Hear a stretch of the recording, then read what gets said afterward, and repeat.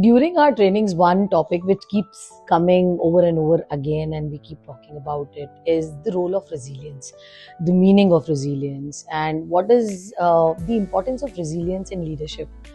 I can tell you one thing, resilience before anything else is has a very different understanding in everybody's mind, and so with me. For me, resilience is not that I will never break down, I will never bend down. There shall be no day where I will be feeling defeated or betrayed or anything like that. To be very real, we all go through our ups and downs, and there comes a time when we touch our saturation level and we all feel overwhelmed at times.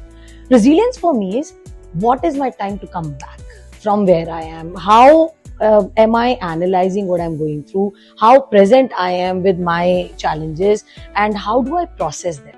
So of course I feel I feel defeated, or I feel betrayed, or I feel the challenge is too overwhelming. That's fine.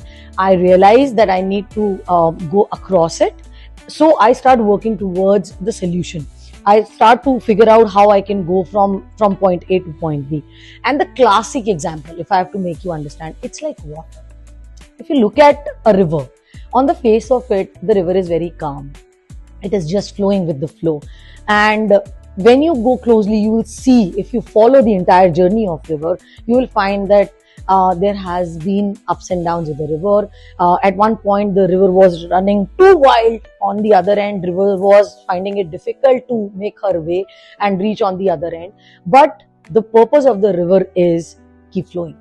Just like leadership, you cannot give up. You have to figure out a way to come out of that situation, to kind of gain yourself back, get back with what you have in your kitty left, and then move ahead, find a way forward. And to practice resilience, mindfulness practices are going to come as great help. How you become aware of your breath through breath, how you become aware of the situation includes people around you, situations include your own self-awareness, situation includes what you're going through right now. So it brings a lot of clarity, so that you can actually create that appetite to look for solutions in life.